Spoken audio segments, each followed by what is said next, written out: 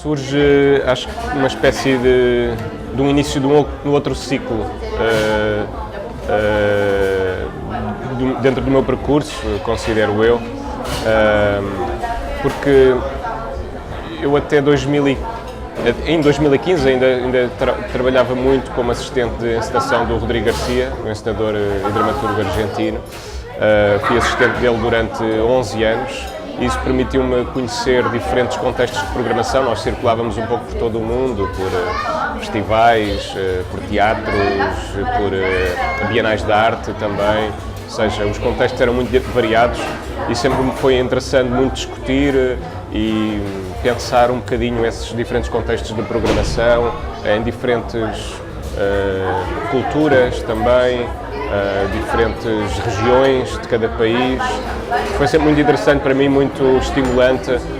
poder avaliar isso de alguma forma. Ao mesmo tempo, surge de uma reflexão em torno das práticas artísticas contemporâneas em Portugal, tentar perceber de facto que os eventos culturais, ou seja, os festivais, sobretudo, ou as bienais de arte existentes, elas acontecem muito de uma forma mais, ou aconteciam sobretudo até 2017, de alguma forma, sim, ainda há um bocadinho essa perspectiva mais de sectarização de territórios artísticos, e sempre me interessou muito, mesmo na minha prática como encenador, esta prática mais de cruzamentos, mas também uma prática, como eu costumo dizer, mais extradisciplinar, ou seja, não pensarmos as coisas dentro das suas próprias caixas, mas pensarmos a arte contemporânea de uma forma mais global, muito mais transversal. Não só porque as práticas artísticas desenvolvidas pelos próprios artistas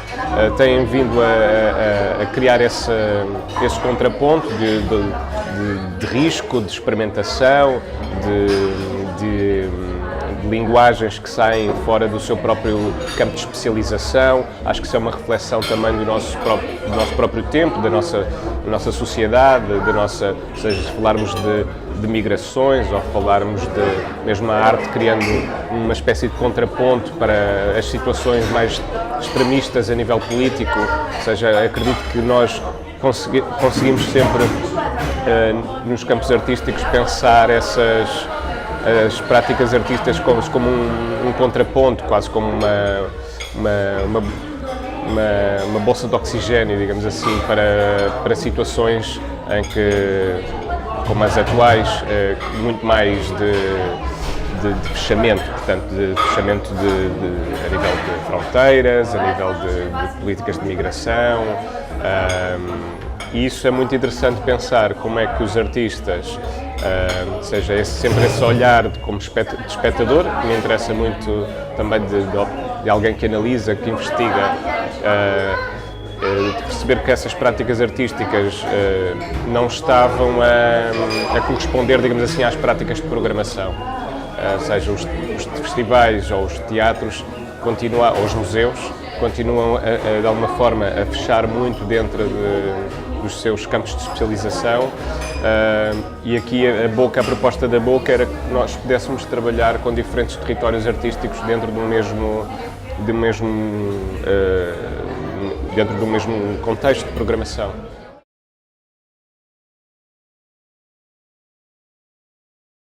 O facto de nós não estarmos associados a uma estrutura, a uma instituição, é um projeto independente, a Boca. Portanto, nós, como qualquer outro projeto, temos que conseguir esses apoios de uma forma independente. Ou seja, aqui a dificuldade foi mesmo, e continua a ser, não haver um apoio estrutural de uma entidade, como poderia ser a DG Artes ainda. Nós somos uma estrutura nova relativamente, esta foi criada uma estrutura nova só para este projeto, portanto estamos a crescer, esse percurso também natural, mas felizmente sim, há muito trabalho para conseguir essa captação de apoios de investidores e conseguimos, este ano estou contente com o resultado, mas não é suficiente.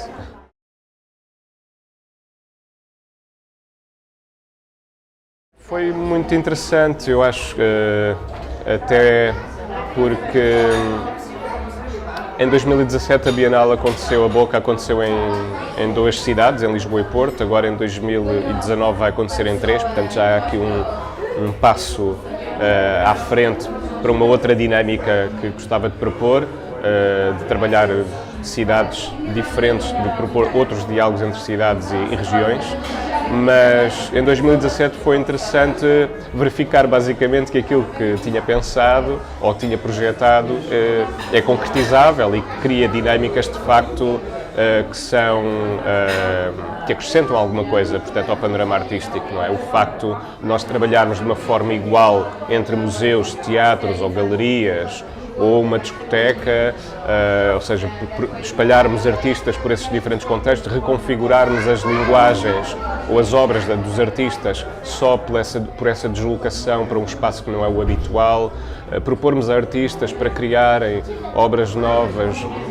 dentro do seu território artístico, muitas vezes mais extradisciplinar, como eu costumo dizer, ou até fora da sua zona de especialização, não é? A Salomé Lamas cria a sua primeira peça de teatro, o Alexandre Farto Vils também fez o seu primeiro espetáculo, ou o Rodrigo Garcia, por exemplo, que fez uma instalação no Museu da Arte Antiga. Ou seja, estes deslocamentos, não só dentro dos territórios artísticos, mas a nível também espacial, logístico, ou seja, deslocando entre artistas, entre museus e teatros, cria dinâmicas que não estavam pensadas, ou pelo menos muito estruturadas até então. O facto dos públicos diferentes, de diferentes territórios artísticos, das artes visuais, das artes performativas, das artes cênicas, da performance, da música, se poderem reunir e pensar as obras ao mesmo tempo. Ou seja, como é que estes públicos se podem juntar num espaço e produzir um discurso crítico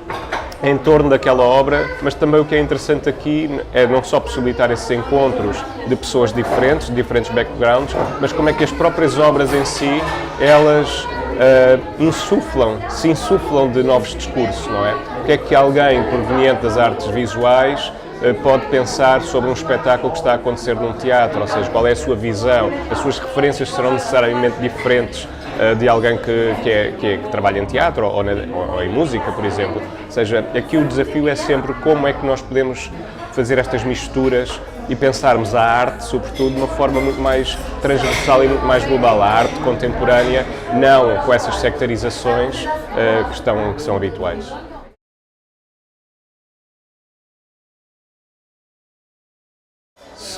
Os artistas residentes são a Marlene Monteiro Freitas, portanto, bailarina, coreógrafa, o Horácio Frutuoso, artista plástico, a Diana Policarpo, também artista plástica e trabalha muito na fronteira entre a performance e a música, as artes visuais e a música,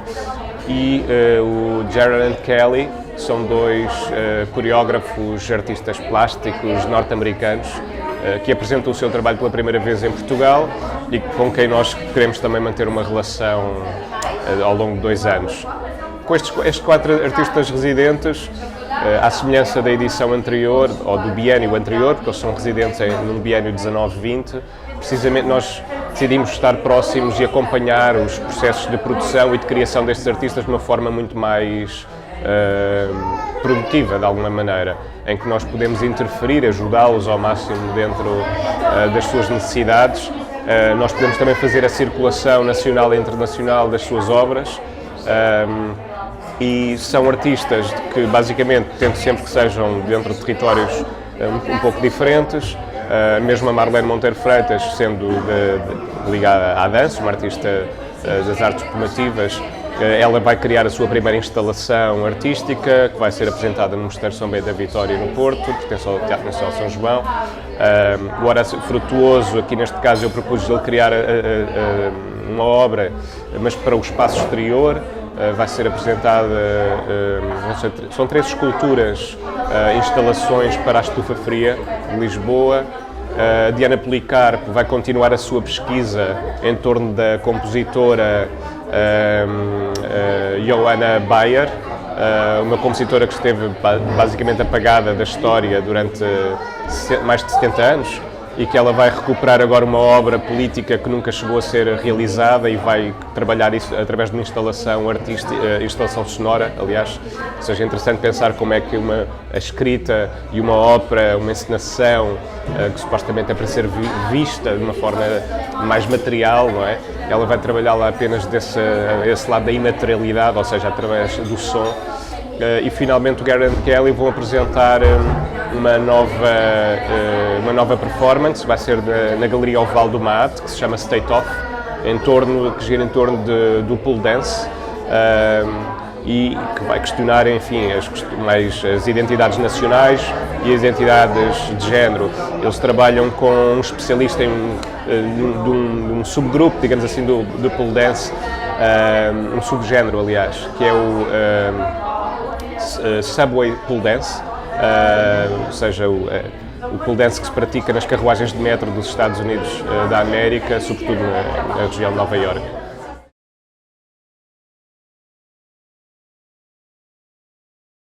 É péssima essa pergunta, porque eu, de facto, não gosto de destacar nada, não por uma questão de respeito às obras, mas porque de facto acredito que cada elemento da programação é essencial para constituir este corpo, este pequeno corpo monstro que é uma bienal com estes seus tentáculos em 3 cidades ao mesmo tempo. Eu, se destacar, é porque são os primeiros nomes que se calhar podem surgir, mas sei lá, já falei aqui dos 4 artistas residentes. Posso falar a se referir a alguns outros, por exemplo, a Mariana Tegner Barros, a coreógrafa e bailarina portuguesa. Ela vai apresentar uma performance só para 3 a 10 espectadores em sessões contínuas em Lisboa, no Porto e em Braga, portanto é uma coisa que se pode assistir nas 3 cidades. O Jonathan Saldanha, artista de música e de performance, vai criar um projeto que se chama Estocolmo Cintilante, com um coro de cegos e uma escultura, uma parceria com a Universidade Católica do Porto, que vai ser apresentado na Universidade Católica do Porto e no Teatro Nacional São Carlos. Vamos também apresentar uma instalação do João Pedro Rodrigues e do João Rui Guerra da Mata no Museu da Água,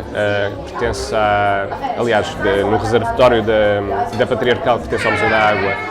no Jardim do Príncipe Real. Enfim, há várias práticas. A Ola Maciejewska, uma coreógrafa polaca, temos aqui uma criança entusiasmada já com a Ola Maciejewska, certamente, que vai decorrer no Teatro Nacional Dona Maria II, ou o Gabriel Ferrandini, por exemplo, baterista, que vai apresentar a sua primeira criação de palco, tanto no Teatro Nacional Dona Maria II como no Rivoli, que se chama Rosa Espinho Dureza. O programa educativo para mim é essencial em qualquer projeto artístico, porque de facto o meu objetivo é sempre como chegar, mesmo o projeto artístico podia ser um espetáculo meu, mas como chegar a um público que não nos conhece, como corresponder também. Eu acredito muito que a linha programática da Boca, as nossas propostas de programação vão muito ao encontro de um público jovem que até ao momento tem absorvido muito ou vai buscar muitas coisas de programação noutros países, que não uma oferta, ou seja, vai à procura de uma oferta que não existe tanto em Portugal. Eu acho que a Boca consegue também oferecer, portanto, parte dessas experiências. Então, para mim é fundamental não só sensibilizarmos esse público mais novo, junto de escolas e de universidades. Nós fazemos, por exemplo, levamos muitos artistas, sobretudo os artistas portugueses, que estão a desenvolver as suas obras. Neste momento começam a ir às escolas e universidades para falar das obras que estão a desenvolver. Mesmo no período pós-bienal, levamos outros artistas em que falam do seu trabalho, mas também se focam nas obras que criaram para a Boca. Muitas delas estão em circulação nacional. Outra das coisas tem a ver mesmo com a formação. Nós temos workshops de curta duração durante a Bienal e depois temos a Boca Summer School, que é um projeto anual com workshops que possibilitam o contacto direto com artistas que são especialistas, que têm um percurso mais consolidado dentro de diferentes territórios artísticos, diferentes, pode ser por exemplo, tivemos um workshop com o Gary Hill, portanto, video arte, ou com a Angélica Lidl, teatro, ou com o Gonçalo M. Tavares e os espacialistas, portanto, pensamento contemporâneo, performance, ou com a Salomé Lamas, realização de cinema ou de cinema documental. Portanto, procuramos também ir de encontro a diferentes. Um programa educativo também vasto no seu campo de ação, nos seus territórios que propõe. E, por outro lado, interessa-nos também criar uma espécie de comunidade de mais jovens, que aí surge o Boca Sub-21, um grupo informal que se reúne todos os sábados de fevereiro, março e abril para pensar a programação da Boca de uma forma crítica, mas também criativa, porque eles também vão produzindo os seus próprios materiais, desde uma performance a uma conferência, ou tendo agora também vão ter uma conta de Instagram em que podem ir produzindo. E este grupo acontece em Lisboa, no Porto e em Braga. Portanto, são várias atividades que, na verdade, são fundamentais para que consigamos ter um diálogo forte com os mais novos, com diferentes entidades de ensino, que são essenciais para esta relação que nós queremos manter com o pensamento, digamos assim, mais científico, de alguma forma.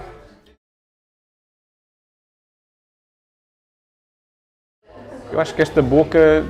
devia chegar a todo lado, na verdade, no sentido em que já nesta edição, em 2019, surge uma terceira cidade, portanto, Braga, uma terceira cidade convidada, a par de Lisboa e do Porto. Ou seja, aquilo que me interessa neste projeto é que, de facto, a itinerância seja um elemento que faz parte da identidade da Boca, ou seja, haver uma cidade convidada diferente em cada edição. Nós já fazemos, na verdade, esse trabalho ao longo do biénio, na circulação nacional, em que fazemos circular as obras dos artistas portugueses que surgem, que são novas criações durante o evento, digamos assim, da Bienal, e, portanto, interessa-nos já nos interessa fazer essa difusão. Agora, pensar uma cidade de raiz, como é o caso de Braga nesta edição de 2019, e articular novos diálogos entre cidades, neste caso pegando no diálogo entre Lisboa e Braga, por serem mais distantes, mas também entre Porto e Braga, são cidades que já vivem muito dessa interação devido à proximidade. É muito interessante pensar os equipamentos, e também é muito interessante, acho eu, no nosso caso, e aquilo que eu tenho percebido, alguém de fora, como é o nosso caso, chegarmos a uma cidade e percebermos essa cidade, como é que o nosso olhar não viciado, digamos assim, mesmo até a nível institucional, não é? Há muitas coisas que já são esperadas se fosse alguém a trabalhar dentro dessa cidade, um conhecedor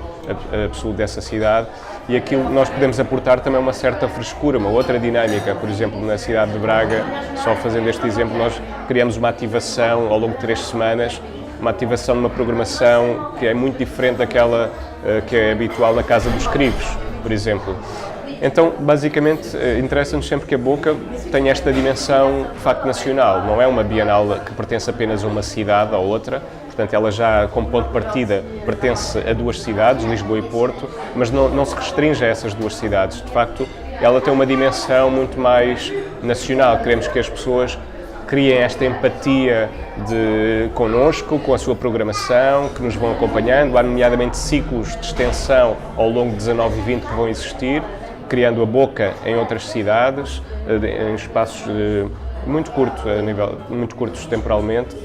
mas queremos que, de facto, seja um projeto que tenha uma identificação como de um território que é o do país, de alguma forma, sim. Muito obrigado. Obrigado.